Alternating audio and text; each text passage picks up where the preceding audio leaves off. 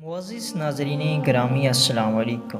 حضرت ابو بکر صدیق کے دور میں ایک شخص ملک شام سے سفر کرتا ہوا آیا اور آپ کی خدمت میں حاضر ہوا اور عرض کرنے لگا کہ آپ امیر بھی ہیں یعنی مالدار بھی ہیں، اور امیر بھی ہیں یعنی مسلمانوں کے سربراہ بھی ہیں۔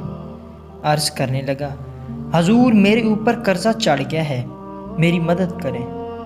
تو آپ اس کو اپنے گھر لے گئے۔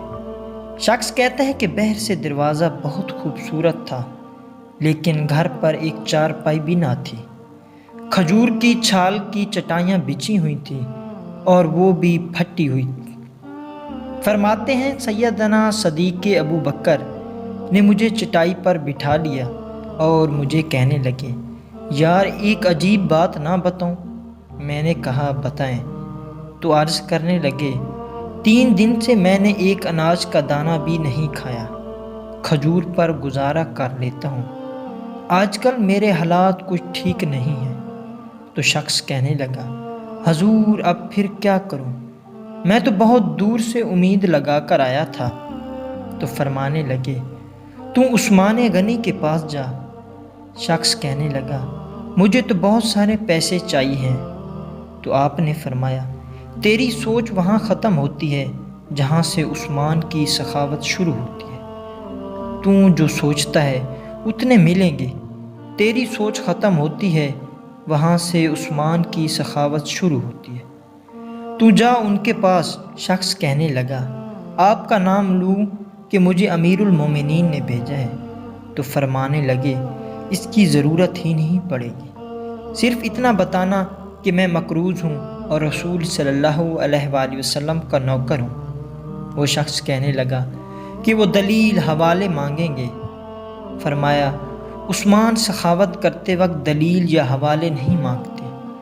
عثمان اللہ کی راہ میں دیتے ہوئے تفشیش نہیں کرتا، اور سخاوت کرتے وقت ٹٹولنا عثمان کی عادت نہیں۔ وہ شخص کہتا ہے کہ میں چلا گیا، پوچھتا پوچھتا دروازے پر دستک دی۔ حضرت عثمان غنی کے اندر سے بولنے کی آواز آ رہی تھی۔ اپنے بچوں کو ڈانٹ رہے تھے کہ یار تم لوگ دودھ کے اندر شہد ملا کر پیتے ہو، خرچہ تھوڑا کم کرو، اتنا خرچہ بڑھا دیا ہے۔ دودھ میٹھا ہے، شہد بھی میٹھا، ایک چیز استعمال کر لو، تم کوئی بیمار تھوڑی ہو۔ شخص کہتا ہے، میں نے کہا، ابو بکر تو بڑی باتیں بتا رہے تھے، یہاں تو دودھ اور شہد پر لڑائی ہو رہی ہے، اور مجھے تو کئی ہزار دینار چاہیے، کیا یہ دے دے گا؟ شخص کہتا ہے کہ میں ابھی یہ سوچ ہی رہا تھا کہ اندر سے دروازہ کھلنے کی آواز آئی۔ وہ بہر آئے اور میں نے کہا السلام علیکم۔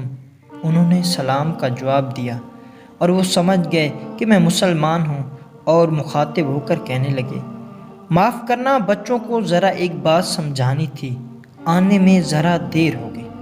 ان کا پہلا جملہ ان کے بڑے پن کا مظاہرہ کر رہا تھا۔ پھر دروازہ کھلا اور مجھے انہوں نے گھر بٹھایا، اور میرے لیے جو پہلی چیز پیش کی گئی وہ دودھ میں شہد ڈال کر دیا گیا، اور پھر کھجور کا حلوہ پیش کیا گیا۔ شخص کہتا ہے کہ میرے دل میں خیال آیا، عجیب شخص ہے، گھر والوں کے ساتھ جھگڑا کر رہے تھے، ایک چیز استعمال کیا کرو۔ میرے لیے 3 چیزیں آ گئی ہیں، لیکن ابھی میرا تصور جمع نہیں تھا۔ میں نے دل میں خیال کیا، اتنا تگڑا نہیں جتنا ابو بکر صدیق نے بتایا ہے۔ وہ شخص کہتا ہے کہ کھلانے پلانے کے بعد پوچھنے لگے، کیسے آئے ہو؟ میں نے کہا کہ میں مسلمان ہوں اور ملک شام کے گاؤں کا رہنے والا ہوں، اور کچھ کاروباری مشکلات آئیں تو مقروض ہو گیا ہوں، اور میرے اوپر قرضہ ہے، اور مجھے کچھ پیسوں کی حاجت ہے۔ کہنے لگا، تو میں نے کچھ پیسے کہا تو انہوں نے ایک آواز دی، تو ایک غلام اونٹ پر سامان لدا ہوا لے کر حاضر ہوا۔ شخص کہتا ہے کہ مجھے 3000 اشرفیاں چاہیے تھیں، ابھی میں نے بتایا نہیں تھا۔ حضرت عثمان کہنے لگے کہ اس اونٹ پر تیرے لیے، تیرے گھر والوں کے لیے میں نے کپڑے اور کھانے پینے کا سامان اور 60,000 اشرفیاں رکھوا دی ہیں، اور تو پیدل آیا تھا، اب اونٹ لے کر جانا۔ شخص کہنے لگا، میں نے فوراً سے کہا، حضور یہ اونٹ انہیں واپس کرنے کون آئے گا؟ حضرت عثمان فرمانے لگے، واپس کرنے کے لیے دیا ہی نہیں، جو تحفہ ہے تو لے جا۔ شخص کہتا ہے، میں کہاں سے چلا تھا ڈھونڈتا ہوا اور پھر مدینے میں آیا، اور جب مدینے میں آیا تو اللہ نے مجھے جھولی بھر کے عطا فرمایا۔ کہتا ہے، میری آنکھوں میں آنسو آ گئے اور میں نے کہا، حضور آپ نے تو مجھے میری ضرورت سے کہیں بڑھ کر نواز دی ہے، معاف کیجیے گا، میں سوچ رہا تھا دودھ شہد پر تو گھر میں لڑائی ہو رہی ہے۔